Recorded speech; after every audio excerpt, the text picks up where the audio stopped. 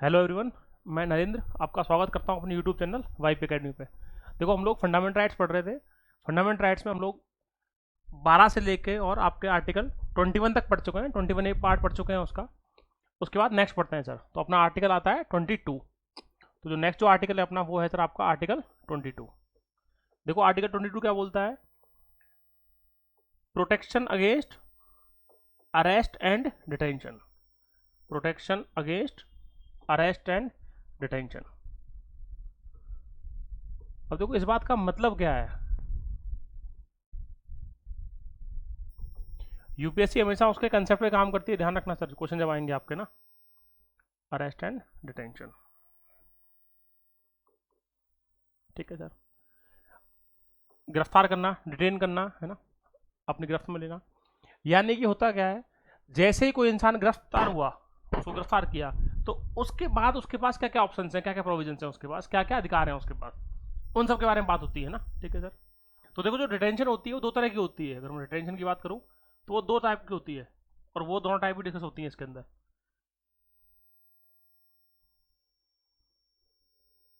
एक है आपकी पनिटिव पनिटिव डिटेंशन, एक होती है आपकी प्रिवेंटिव।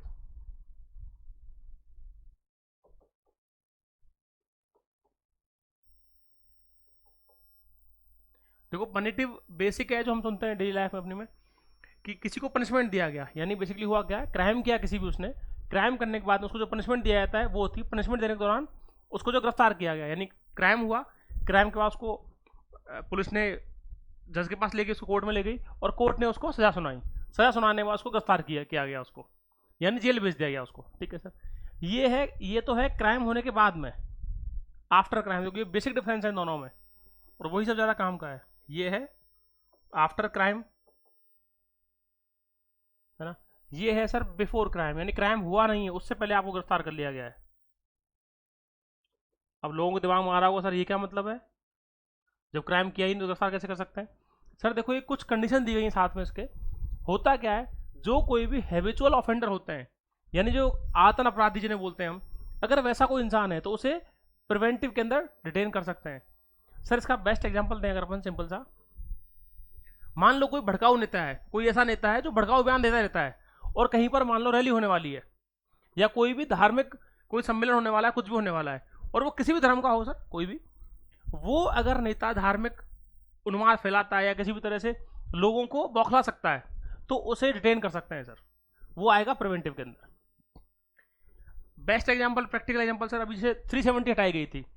जब 370 को रिवोकेट किया गया, हटाया गया, वहां से रिवोक किया गया, उस टाइम पे जम्मू कश्मीर के बहुत सारे लीडर्स को, जेएनके के जो मेन लीडर्स थे आपके, महबूबा मुफ्ती से लेके आपके नेशनल कॉन्फ्रेंस के लीडर्स थे, इन अब्दुल्ला साहब जो थे, इन सबको हाउस अरेस्ट किया गया, घर के अंदर ही कैद कर लिया गया उनको। तो वो सारी चीजें आती हैं सर ना। कोई मान लो जैसे एग्जांपल प्रिवेंटिव कॉल ले सकते हैं सर, जैसे आपकी टाड़ा पोटा में जो हुआ करते थे लोग गिरफ्तार, अब तो हटा दिए, रिपील कर दिए वो लोग, अब नहीं है। जैसे यूएपीए में जो होते हैं सर, ध्यान रखना, यूएपीए जो है आपका, उसके अंदर जो होते हैं प्रिवेंटिव का बेस्ट एग्जांपल क्या है, यूएपीए। देखो टफ सवाल कभी बनेगा ना, वो क्या बनेगा कि यूएपीए में जो गिरफ्तारी होती है वो कौन से आर्टिकल के अंदर आता है। स्टेटमेंट दे देंगे प्रिवेंटिव में आता है, सही है, स्टेटमेंट आर्टिकल 22 में आता है सर। इतनी गहराई तक जाती है यूपीएससी भैया, इसीलिए वो बीच में बुलाना मुश्किल पड़ता है कभी कभी। तो समझ में आया अपने को। प्रिवेंटिव डिटेंशन में एक चीज और इंपॉर्टेंट सर, जो मैक्सिमम लेंथ है ना, मैक्सिमम टाइम है आपको, वो है सर 3 मंथ्स का। यानी किसी को भी मैक्सिमम 3 महीने तक रख सकते हैं प्रिवेंटिव में, उसके बाद छोड़ना ही पड़ेगा उसको, क्योंकि उसके बाद कोर्ट में केस चलता है बेसिकली। हालांकि उस 3 महीने के दौरान उसको बताना पड़ता है कि गिरफ्तार क्यों किया गया है, लेकिन कर सकते हैं, पावर है सर ये चीज ना, ठीक है। तो आर्टिकल 22 समझ में आया आपने को। आते हैं सर नेक्स्ट बात पे। नेक्स्ट है अपना आर्टिकल 23।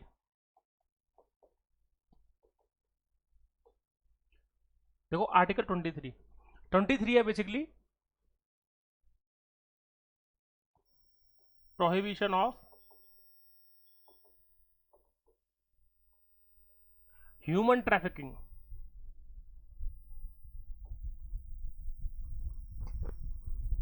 ह्यूमन ट्रैफिकिंग,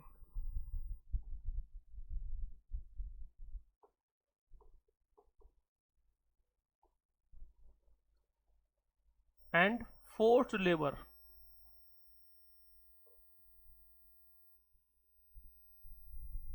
अब देखो ह्यूमन ट्रैफिकिंग का मतलब क्या होता है, ये इंपॉर्टेंट है इसके अंदर।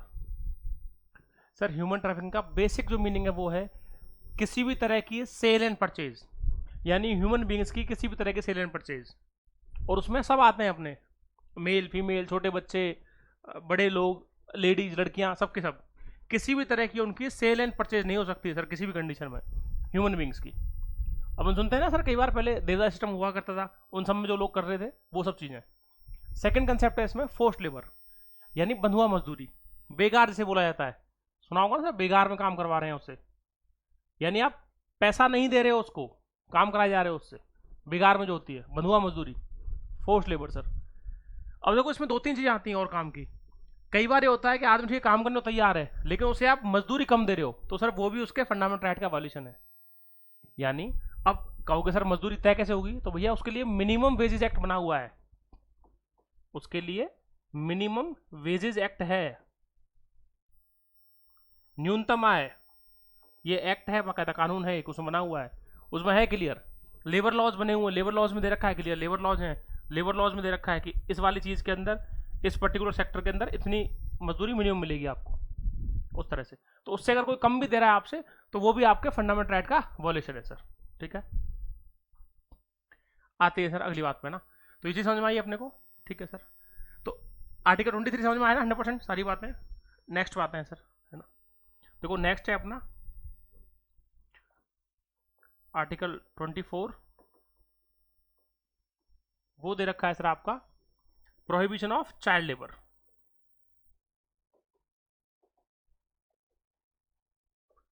प्रोहिबिशन ऑफ चाइल्ड लेबर,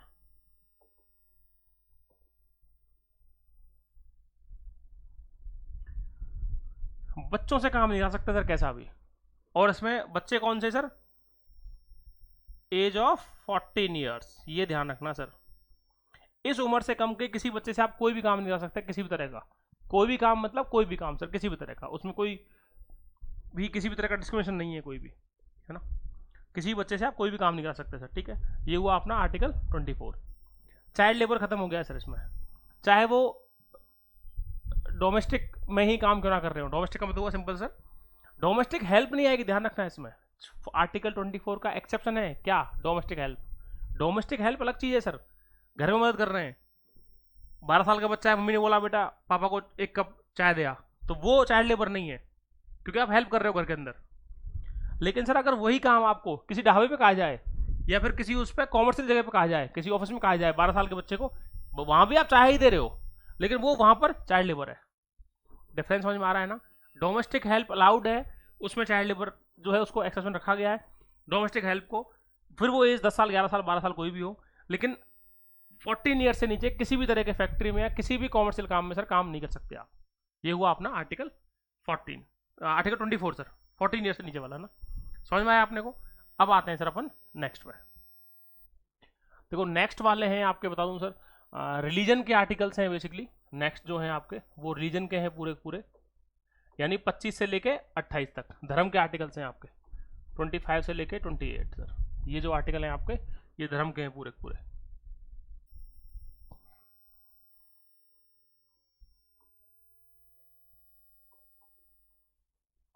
ठीक है, 25 से लेकर 28 आपके सर पूरे पूरे धर्म के हैं। नेक्स्ट बात पे आते हैं सर। ठीक है,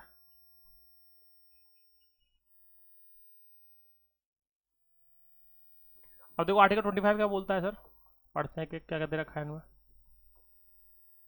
आर्टिकल 25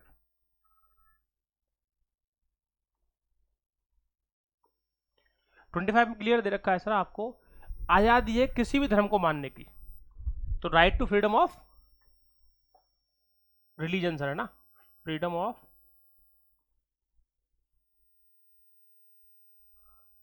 कंसाइंस बोलते हैं उसको ना, freedom of conscience of religion.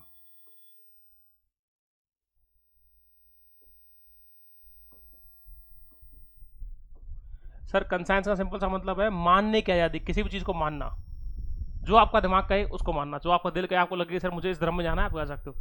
हालांकि ध्यान रखना ये सब चीज़ें फंडामेंटल राइट से लेके सब कुछ कब वैलिड होते हैं आपके, जब आप एक मेजर हो, यानी माइनर नहीं हो, नाबालिग नहीं हो, आप बालिग होने चाहिए।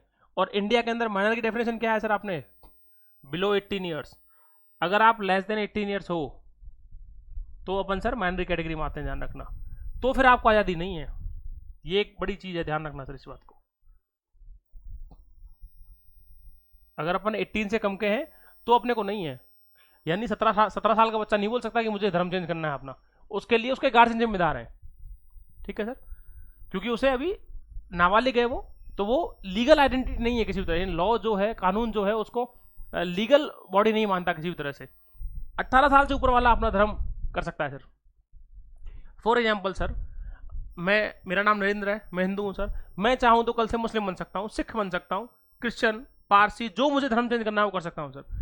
मुझे लॉफुली कोई मना नहीं कर सकता, लीगली कोई मना नहीं कर सकता कैसा भी सर। वो अलग बात है, ड्रामा बन जाएगा समाज में, घर परिवार में, लेकिन हम संविधान पढ़ रहे हैं, संविधान के हिसाब से हमें आज़ादी है सर, है ना? इस बात को समझें सर। तो आर्टिकल 25, अब देखो 25 में और क्या चीज़ें हैं, मजा कब है सर, इसकी पूरी डेप्थ की चीज़ें समझ में आए अपने को। एक तो हुआ आप धर्म को मान सकते हो सर, उस धर्म को किस तरह मानना है ये भी आज़ादी है आपको, यानी उस धर्म को प्रोफेस करने की भी आज़ादी है कि आपको किस तरह मानना है। एग्जाम्पल सर, अपन ने चूज किया हिंदू धर्म, एग्जाम्पल के लिए सर, आपको उस हिंदू धर्म में भी हिंदू किस तरह बनना है। कुछ लोग हैं सर शिव जी भक्त हैं, कुछ हैं श्री राम के भक्त हैं, आपको विष्णु के, हनुमान जी का, उसमें भी किसी को सिर पे तिलक लगाना है, किसी को नहीं लगाना, अपनी मर्जी सर। आपको वो गेरुआ वस्त्र आता है वो सब पहनने नहीं पहनने, भगवा पहनना नहीं पहनना, आपकी मर्जी। आपको उस धर्म को किस तरह मनाना है, रिलीजियस बिलीफ कैसा है आपका, रिलीजियस बिलीफ कैसा है, उस पर काम करना आपकी मर्जी है सर, 100%। तो आप किसी भी धर्म को, जो भी आपने धर्म माना है, उस धर्म को किस तरह माना जाएगा वो भी आपकी मर्जी है सर। समझ गए अपन? तो ये हुआ 25 के अंदर पूरी कहानी सर। ठीक है, अब देखो इसमें है आर्टिकल नेक्स्ट जो है आपका 26 बोलता है freedom to manage religious affairs, freedom to manage religious affairs.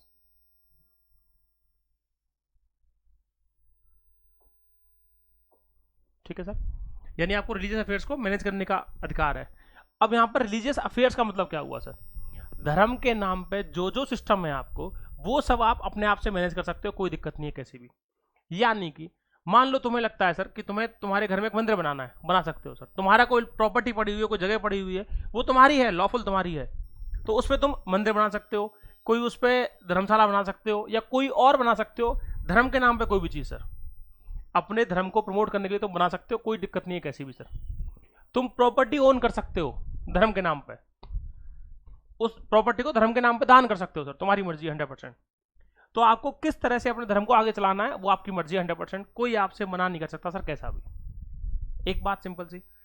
तो 26 में क्या है सर? सारी बातें धर्म को मानना किस तरह से, और उसको, उसके बारे में, जो आपकी कुछ भी आपको इंस्टीट्यूशन बनाना है, धार्मिक इंस्टीट्यूशन बनाना है आपको, कोई भी एग्जाम्पल मंदिर वगैरह हुए, किसी मुस्लिम को मस्जिद बनानी है, कुछ करना है, बना सकता है सर, कर सकता है, कोई दिक्कत नहीं।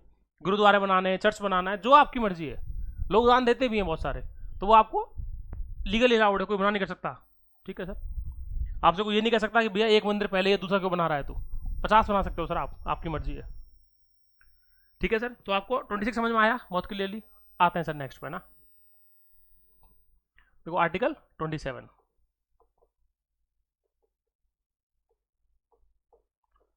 27 जो है वो बोलता है फ्रीडम में आपको किस चीज से, टैक्सेशन से, फ्रीडम फ्रॉम टैक्सेस इन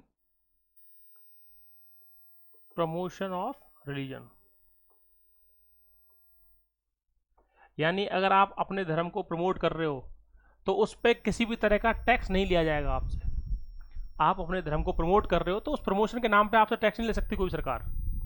मतलब क्या हुआ इस बात का सर? सिंपल सा, जो भी आपका धर्म है, उस धर्म को कल को आप उसके पर्चे बांट रहे हो, या आपको लगता है कि उस धर्म को आप फैला रहे हो, उसके बारे में आप सभाएं कर रहे हो, सब कुछ है, हालांकि लॉ एंड ऑर्डर की सिचुएशन वाली बात है, ध्यान रखना सर, लॉ एंड ऑर्डर है उसमें कंडीशन, लेकिन वो परमिशन लेनी पड़ती है उससे, रैली वगैरह करने के लिए, सभा करने के लिए, उन सब चीज़ों के लिए। बट अगर उन सबको फॉलो करते हुए आप उसको प्रमोट कर रहे हो तो आप कर सकते हो सर, कोई दिक्कत नहीं है। यानी धर्म के नाम पे आपसे कोई टैक्स नहीं लिया जाएगा, सिंपल सी बात। ठीक है सर। जजिया वाली बात है, जैसे जजिया जो लागू किया था मुगल्स ने, वो जजिया वाला कंसेप्ट नहीं है सर। यहाँ पे सरकार कभी भी किसी धर्म के प्रमोशन के लिए टैक्स नहीं ले सकती, एक बात। तो देखो एक कंसेप्ट तो क्या दे रखा है इसमें कि सरकार धर्म के नाम पे टैक्स नहीं ले सकती आपसे, कि आप पर्टिकुलर धर्म के हो तो भैया टैक्स दो आप, एक बात सर। इसी आर्टिकल में एक कंसेप्ट और काम करता है सर दूसरा, वो क्या है कि जो टैक्स आया है सरकार के पास, यानी जो आपका गवर्नमेंट है, उस गवर्नमेंट के पास जो भी टैक्स आया है सर, उस टैक्स को वो किसी पर्टिकुलर धर्म के लिए खर्च नहीं कर सकती उसको। ये दो बातें ध्यान रखना 27 में। एक तो आपसे टैक्स नहीं ले सकते प्रमोशन ऑफ रिलीजन, किसी धर्म के प्रचार के लिए, आप कौन से धर्म में आते हो इसलिए आपसे टैक्स नहीं मांग सकते, एक बात सर। जो टैक्स है वो सबके लिए है, धर्म के नाम पे कोई टैक्स नहीं है अलग से, पहली बात। दूसरी बात, सरकार के पास जो टैक्स आया है, जो रेवेन्यू आया है किसी फॉर्म का, टैक्स नॉन टैक्स कोई भी रेवेन्यू हो सर, उस रेवेन्यू को सरकार कभी भी किसी पर्टिकुलर धर्म के लिए खर्च नहीं कर सकती है, ध्यान रखना। दूसरा पॉइंट ये है सर, ये दो पॉइंट दे रखे हैं इसमें इंपॉर्टेंट। अब इसमें एक चीज ध्यान रखना, सुप्रीम कोर्ट ने क्लियरली मेंशन किया उस बात को कि किसी पर्टिकुलर धर्म के लिए नहीं कर सकती, करना है तो सब धर्मों के लिए करना पड़ेगा। यानी अगर सरकार कोई फंड बना रही है, कुछ कर रही है, तो वो सभी के लिए देना पड़ेगा, ऐसा नहीं किसी एक धर्म के लिए कर दिया बाकी के लिए नहीं किया सर। ठीक है। अब देखो इसमें क्वेश्चन कैसे बनते हैं, इंपॉर्टेंट बात क्या है, यूपीएससी ने सिविल्स में पूछा हुआ है क्वेश्चन आईएएस के अंदर कि सर सेक्युलर स्टेट जो है उसको इनमें से कौन सा फंडामेंटल राइट है जो वैलिड करता है, वैलिडेट करता है उसको। आंसर था आर्टिकल 27 सर। क्योंकि सेकुलर का मतलब क्या होता है, स्टेट का कोई धर्म नहीं है। क्या सर 27 इस बात को लागू नहीं करता, करता है इम्प्लीमेंट, इतनी सी बात है बस। और यूपीएससी इस तरह से ही क्वेश्चन पूछ रही है लगातार सर, इतना ही समझ में आना चाहिए बस। अब लोग कहते हैं सर ये वाली बात, और प्रैक्टिकली जो यूपीएससी क्वेश्चन पूछा वो किसी बुक में नहीं दे रखा, डीडी बसु से लेके लक्ष्मीकांत, कहीं डायरेक्टली क्वेश्चन नहीं दे रखा, कहीं भी डायरेक्टली पढ़ाया भी नहीं जाता सर, लेकिन इस तरह से रिलेट किया जाता है उसको कि ये वाली बात यहां बोली जा रही है, इक्वेशन 1 ये है, इक्वेशन 2 ये, इसलिए हम इस बात को ऐसे मान सकते हैं सर। ठीक है, ये हुई सर एक बात। तो अपने को आर्टिकल 27 समझ में आया। आते हैं सर नेक्स्ट बात पे। नेक्स्ट है सर अपना आर्टिकल 28। देखो 28 में क्या दे रखा है आपने, फ्रीडम फ्रॉम टैक्सेशन। ठीक है सर,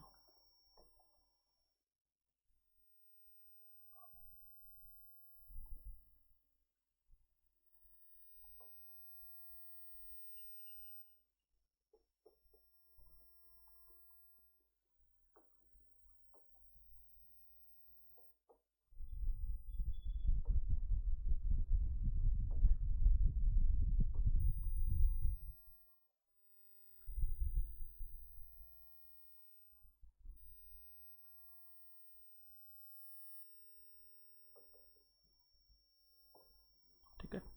यानी कि sir freedom from attendance in religious instructions, यानी कि इसका मतलब क्या निकला सर 28 का, 28 का मीनिंग निकलता है सिंपल सा, अगर कोई भी ऐसा इंस्टीट्यूशन है, कोई भी संस्थान है ऐसा जो कि सरकार के पैसे से बना हुआ है, गवर्नमेंट फंडेड है, उसमें पूरी फंडिंग गवर्नमेंट ने की हुई, सरकारी संस्थान है कोई भी किसी भी तरह का, उसके अंदर कोई भी रिलीजियस इंस्ट्रक्शन नहीं दे सकते सर, पहली बात।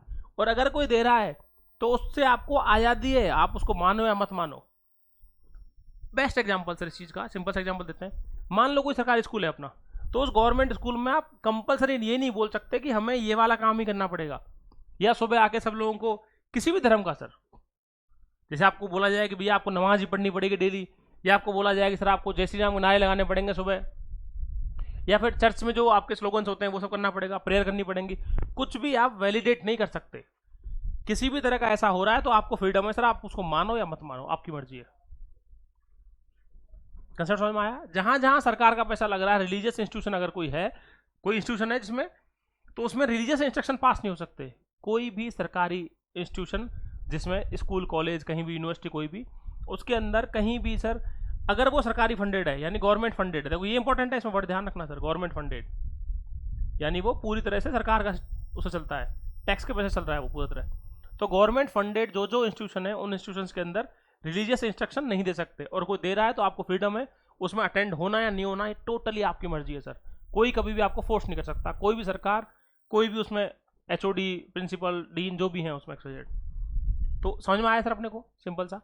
अब देखो इसमें एक चीज और समझाते हैं, जो थोड़ी सी काम की है सर, वो क्या, जो अपन ने अभी पढ़ा सर इसमें आर्टिकल 25 26, इसमें एक चीज ध्यान रखना, जो 25 और 26 है अपने, ये आप मान सकते हो, सब कुछ कर सकते हो, लेकिन इसमें कंडीशन है सर, क्या इसके 25 26 के एक्सेप्शन है सर, दोनों ही उनके आर्टिकल्स के, और वो क्या है, कंडीशन है क्या सर, पब्लिक ऑर्डर मेंटेन होना चाहिए आपका, ये वर्ड याद रखना बस,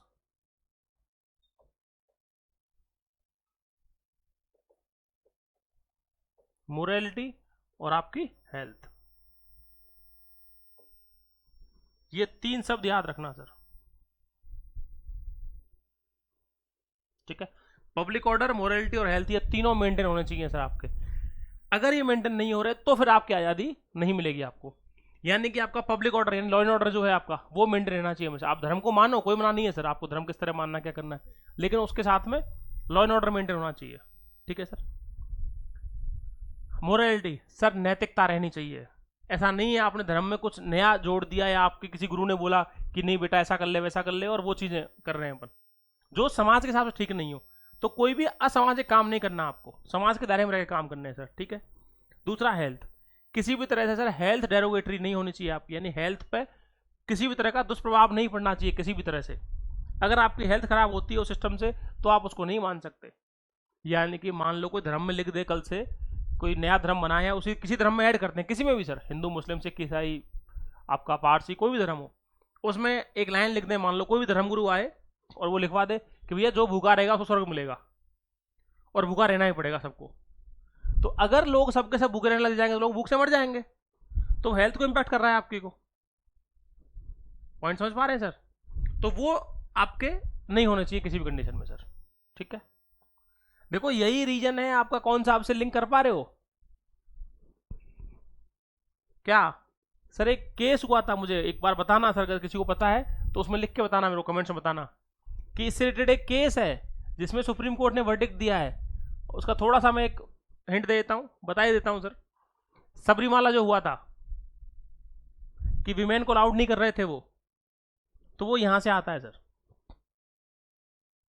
क्या आपको बिल्कुल फ्रीडम है, तो आर्टिकल उसमें कौन सा आएगा, 15 भी आएगा और आपका ये वाला भी आएगा, क्योंकि किसी तरह से आपको आज़ादी है, लेकिन इसके बेस पे नहीं सर, तो समझ गए अपन, ठीक है सर। नेक्स्ट बात है ना,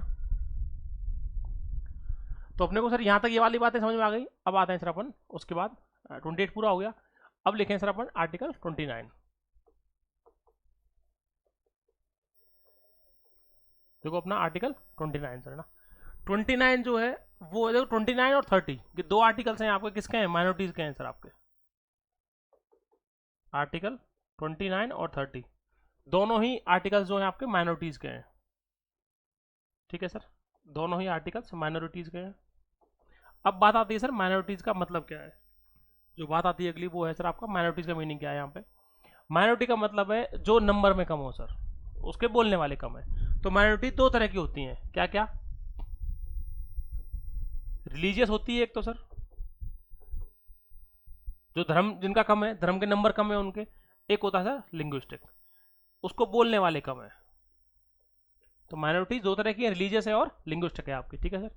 और इन दोनों ही माइनॉरिटीज की बात हो रही है यहाँ पे, ध्यान रखना। हालांकि ध्यान रखना जो माइनॉरिटी वर्ड है ये संविधान में एक्सप्लेन नहीं है कहीं भी, इसको डिस्क्राइब नहीं किया हुआ है कहीं भी, यानी माइनॉरिटी वर्ड जो है इसका मेंशन नहीं है कहीं भी, उसको डिस्क्राइब नहीं किया हुआ, माइनॉरिटी वर्ड नहीं दे रखा कहीं भी, जो वर्ड है उसको एक्सप्लेन नहीं किया हुआ कहीं भी, ध्यान रखना सर इस चीज़ का ना।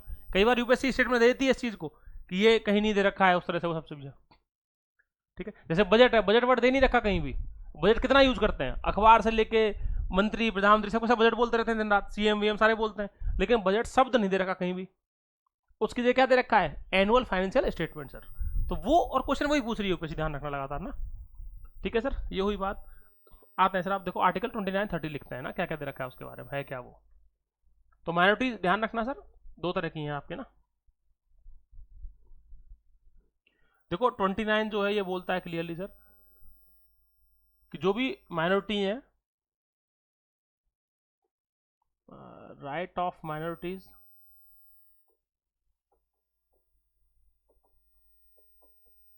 minorities to preserve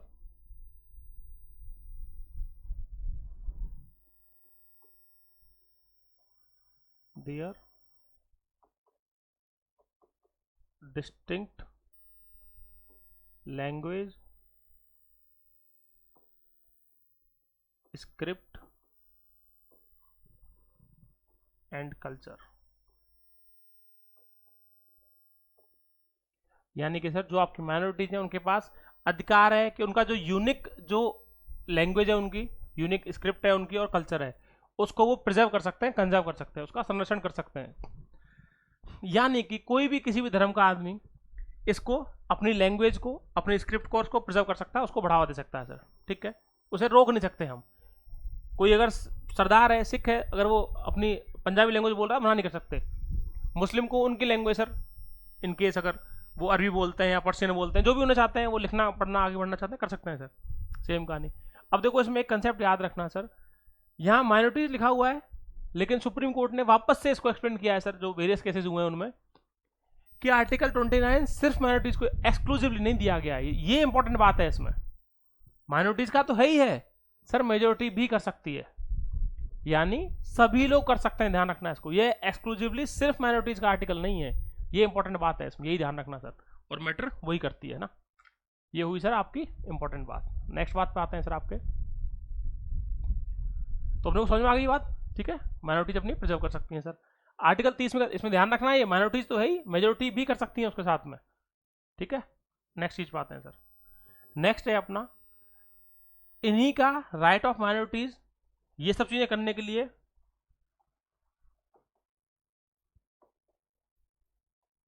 right of minorities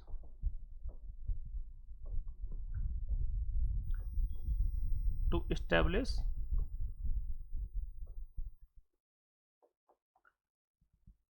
institutions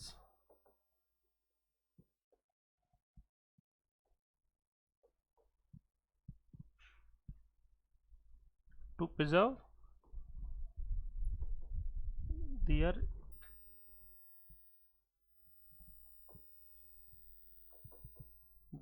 distinct language, script and culture। समझ गए सर इस बात को? यानी कि वो उनकी जो भी डिस्टिंक्ट लैंग्वेज है, स्क्रिप्ट है, कल्चर है, उन सबको प्रमोट करने के लिए, उसको प्रिजर्व करने के लिए वो इंस्टीट्यूशंस स्थापित कर सकते हैं सर। अगर वो चाहें तो अपना इंस्टीट्यूशन खोल सकते हैं सर, उसको प्रमोट करने के लिए, लैंग्वेज को आगे बढ़ाने के लिए, स्क्रिप्ट को लिखने की जो लिपि होती है आपकी, और कल्चर को भी सर, इसमें वो कर सकते हैं। इसमें उसको आगे बढ़ाने के लिए स्टेब्लिश कर सकते हैं, अपने संस्थान बना सकते हैं सर। ये वो दोनों आर्टिकल अपने 29 और 30 सर। आते हैं भैया नेक्स्ट बात पे। देखो नेक्स्ट है आपका आर्टिकल 31। तो आपका जो आर्टिकल 31 है वो क्या है सर? राइट टू प्रॉपर्टी था, ठीक है सर, राइट टू प्रॉपर्टी। हालांकि अभी राइट टू प्रॉपर्टी जो है उसको हटा दिया गया सर ना, अब नहीं है, तो उसको आगे लिख लेना सर, रिपील्ड, हटा दिया। रिपील करना मतलब हटा दिया गया है अभी, ठीक है सर। यानी फंडामेंटल राइट नहीं है अभी राइट टू प्रॉपर्टी, अब क्या है सर? ये आपका लीगल राइट है, लीगल राइट है सर अभी प्रेजेंट में, है ना, लीगल राइट अभी जो है लीगल राइट है ये। और इसको जो लीगल राइट बनाया गया वो है सर आपका कौन सा? आर्टिकल 300A, 300A जो आर्टिकल है उसमें डाला गया इस चीज को। और ये जो दे रखी है बात कहां दे रखी है सर? आपके पार्ट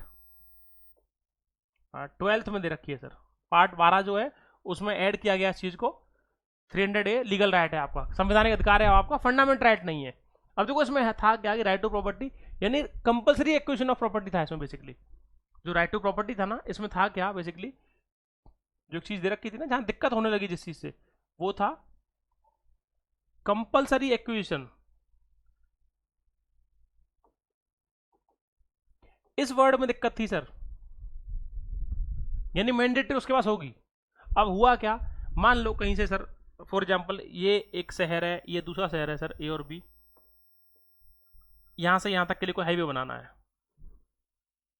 सिंपल चीज सर। अब यहाँ के बीच में मान लो यहाँ पे छोटे छोटे गांव आते हैं, ये गांव आते हैं कुछ है, अब खेत तो होंगे सर डेफिनेटली यहाँ पे। अब जो कोई भी यहाँ खेत वाला है सर, उसने मना कर दिया कि भैया मैं अपना जमीन नहीं दे रहा। एग्जाम्पल के लिए सर मान लो किसी को यहाँ पे ये जो है यहाँ से एक हाईवे निकालना था अपने को, अब उसमें जिसकी जमीन आ रही है बीच में, अब उसने मना कर दिया सर मैं तो नहीं दे रहा जमीन अपनी, तो सरकार क्या हाईवे नहीं बनाएगी? रेल लाइन निकालनी है सर, टेढ़ी मेढ़ी थोड़ी करेंगे उसको। तो लोगों ने क्या है अपनी प्रॉपर्टी देने के लिए मना कर दिया, तो प्रॉपर्टी केस बहुत दिक्कत होने लगी उसमें। ठीक है सर, कि भैया प्रॉपर्टी जब वो मांग, और उसने कहा सर मेरा फंडामेंट राइट है, मेरी प्रॉपर्टी कैसे छीन सकते हो तुम, और वो छीन रहा है तो मैं सुप्रीम कोर्ट जा रहा हूँ, हाई कोर्ट जा रहा हूँ। तो उस कारण से इसको फिर बाद में चेंज किया गया कि भैया ये बहुत दिक्कत दे रहा है, इसको हटाओ यहाँ से। तो इसको संविधान में चेंज किया गया। और ये कौन से उससे हुआ था ध्यान रखना सर, ये जो लीगल राइट बनाया गया आपका, ये था आपका 44th कॉन्स्टिट्यूशनल अमेंडमेंट एक्ट। कब आया था? 1978। ठीक है सर, 44th 44वां संविधान संशोधन अधिनियम कॉन्स्टिट्यूशनल अमेंडमेंट एक्ट 1978 में आया था सर। तो उसके थ्रू फिर चेंज किया गया और फिर इसको अब जो है यहाँ से हटा दिया गया है। तो आर्टिकल 31 अगर आप पढ़ोगे संविधान में तो आपको 0 मिलता है, कुछ नहीं है, रिपीट लिखा हुआ है उसके आगे, अभी नहीं है कुछ, ये था यहाँ से उठा के यहाँ भेज दिया, बात खत्म सर। अभी भी है, लीगल राइट होता है आपका, लेकिन वो लीगल है, जो प्रॉपर्टी आपकी है वो आपकी है, कोई आपसे ले नहीं सकता। लेकिन अगर कोई नेशनल प्रोजेक्ट आ रहा है या नेशनल इंपॉर्टेंस में लेनी पड़ रही है तो आपको सरकार को देनी पड़ती है सर, उसकी जगह आपको कंपनसेशन मिल जाएगा। ठीक है सर, जैसे रिसेंट में काफी सुना होगा आपने, अभी जेवर में एक एयरपोर्ट बन रहा है नोएडा के पास में, सबसे बड़ा एयरपोर्ट बनने वाला है वो, तो उसके आसपास लोग जो हैं वो, अगर ये एक्ट होता अभी तो जमीन देते ही नहीं अपनी। नेशनल हाईवे बनते रहते हैं अपने, नए नए प्रोजेक्ट आते हैं उन सब के लिए। तो समझ गए सर 31 पूरा। देखो आर्टिकल 32 पे आते हैं सर नेक्स्ट, अब आता है अपना आर्टिकल 32। आर्टिकल 32 जो है वो है सर आपका कॉन्स्टिट्यूशनल रेमेडीज।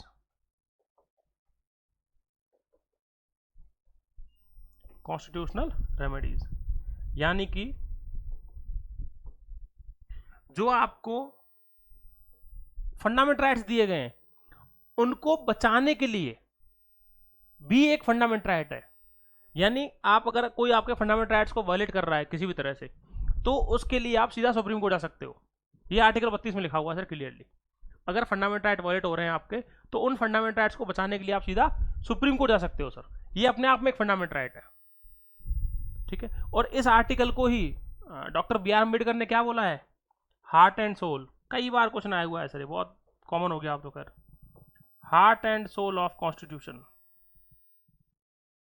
हृदय और आत्मा sir, heart and soul of constitution.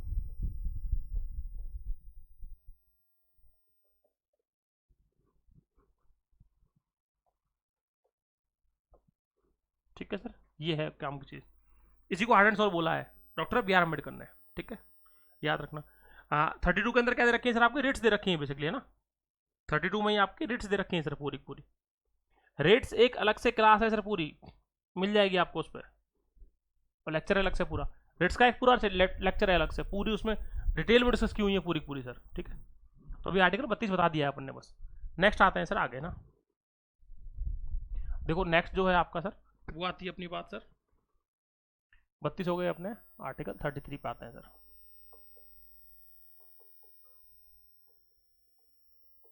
Thirty three तीन ही बचे हैं अपने, 33, 34, 35 सर। 33 जो है उसमें दे रखा है सर आपका क्या, सस्पेंशन ऑफ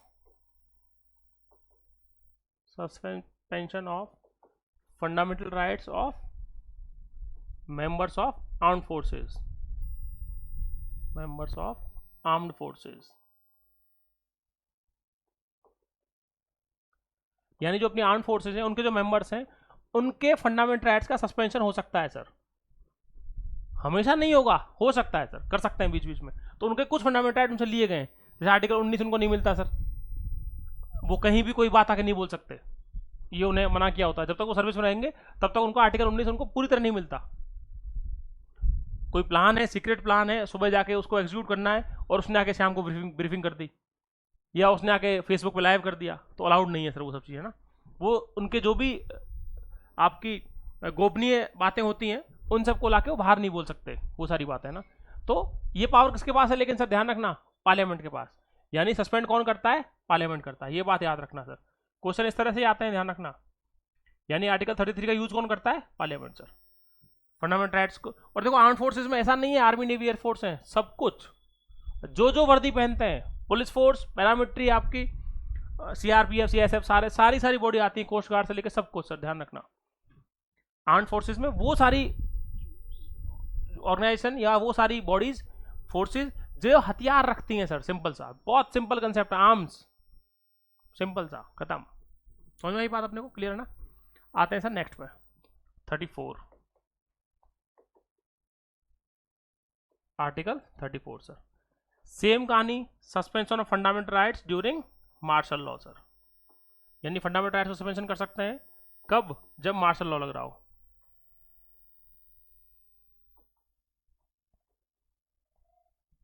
अब आती है बात सर, ये क्या है मार्शल लॉ, है ना? मार्शल लॉ का मतलब है सर सैन्य शासन, जब कभी भी सेना शासन कर रही हो, ठीक है, यानी कि कोई अनकंडीशनल कोई ऐसा कुछ हो गया है या एक्स्ट्राऑर्डिनरी कंडीशन बन गई है, कोई सिचुएशन बन गई है, सर्कमस्टांस आ गया है कि जिसमें सरकार जो है वो प्रॉपर उस रूप से चला नहीं पा रही अपने आप को, काम नहीं कर पा रही, कुछ ने विद्रोह हो गया, कोई बहुत बड़ा डिस्टर्बेंस क्रिएट हो गया, कुछ हो गया, तो उस टाइम पे अगर मार्शल लॉ लगा हुआ है तो उस टाइम पे फंडामेंटल राइट सस्पेंड हो सकते हैं, सस्पेंड हो सकते हैं। हालांकि सर आज तक नहीं हुआ इंडिया में कभी ऐसा, तो इसके बारे में ज़्यादा डिटेल में चीज़ें नहीं है कभी, तो सुप्रीम कोर्ट में भी केस नहीं गया अभी तक कभी भी, क्योंकि मार्शल लॉ लगा ही नहीं है। एकमात्र फंडामेंटल राइट है जो कभी यूज नहीं हुआ, जिसके बारे में कुछ हुआ ही नहीं है, क्योंकि इसमें कभी जरूरत नहीं पड़ी, मार्शल लॉ इंडिया में आज तक कभी नहीं लगा सर, और लगेगा भी नहीं कभी, क्योंकि बहुत मजबूत डेमोक्रेसी है अपनी ना, ठीक है सर। आते हैं सर नेक्स्ट बात पे ना, पाकिस्तान में होता रहता है रिसेंटली, अपन देखा पाकिस्तान वाले खूब जनरल होते हैं, वो सब लगातार करते रहते हैं सब चीज़ें ना, और जैसे अभी रिसेंट में आपके इसमें हुआ था, म्यांमार में हुआ, ठीक है सर। लास्ट सर आपका आर्टिकल 35, आर्टिकल 35 है सर आपका कि फंडामेंटल राइट्स जो हैं उनमें अमेंडमेंट करने की पावर किसके पास है? पार्लियामेंट के पास।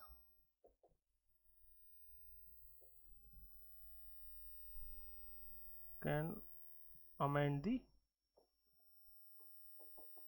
FR, है ना? इसके आगे ओनली लिख लेना सर, ये इंपॉर्टेंट है,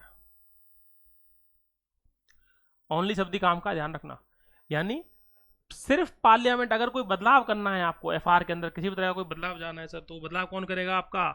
सिर्फ और सिर्फ पार्लियामेंट करेगा सर, ये ध्यान रखना, ये इंपॉर्टेंट बात है सर इसमें। यानी अगर कोई बदलाव होना है किसी भी तरह का फंडामेंटल राइट्स के अंदर, तो बदलाव कौन कर रहा होगा आपका? सिर्फ और सिर्फ पार्लियामेंट करेगी, यानी स्टेट गवर्नमेंट के पास कोई पावर नहीं है किसी भी तरह की कि वो कोई अमेंडमेंट कर सके किसी भी तरह का। ये हुई सर अपने फंडामेंटल राइट्स की बात खत्म। समझ में आई बात सिंपल सी? पार्लियामेंट के पास पावर है, only the parliament of India can amend the fundamental rights. कोई नया चेंज करना है, कोई लॉ लाना है, कोई या उस लॉ में कोई एग्जिस्टिंग लॉ है उसमें कोई चेंज करना है, तो वो सारी पावर्स किसके पास हैं? सिर्फ और सिर्फ पार्लियामेंट के पास है सर, कोई और बॉडी उसमें चेंज नहीं कर सकती कभी भी सर, ठीक है, चाहे वो प्रेसिडेंट ही क्यों ना हो, सुप्रीम कोर्ट ही क्यों ना हो सर, सुप्रीम कोर्ट चेंज नहीं कर सकते, ध्यान रखना, ये बेसिक बात है इसमें, और मेन बात, इंपॉर्टेंट चीज़। तो समझ में आई सर अपने को 12 से लेकर 35, ये थे अपने 12 से लेकर 35 तक पूरे फंडामेंटल राइट्स। इसके अलावा आर्टिकल 32 में जो रिट्स हैं उसकी एक वीडियो है क्लियर, उसमें सर पूरी पूरी रिट्स दे रखी हैं आपकी सारी बातें, ठीक है, और उसी के अंदर सर उसी के साथ में उसमें अब देखो एक वीडियो उसकी भी है जिसमें इंपॉर्टेंट केसेस जो हैं फंडामेंटल राइट्स के, जो इंपॉर्टेंट केस हुए हैं वो भी हैं सर उसमें, तो वो भी देखना, वो बहुत काम किया सर, क्वेश्चन वहीं से आते हैं ना, ये पूरे डिटेल में एक चीज़ समझाई गई है अपने को सर, ठीक है। आप मिलते हैं सर नेक्स्ट वीडियो में, और पढ़ते रहो, सबसे इंपॉर्टेंट वही है सर, है ना? मिलते हैं सर नेक्स्ट वीडियो में ना, ठीक है, ओके, थैंक यू।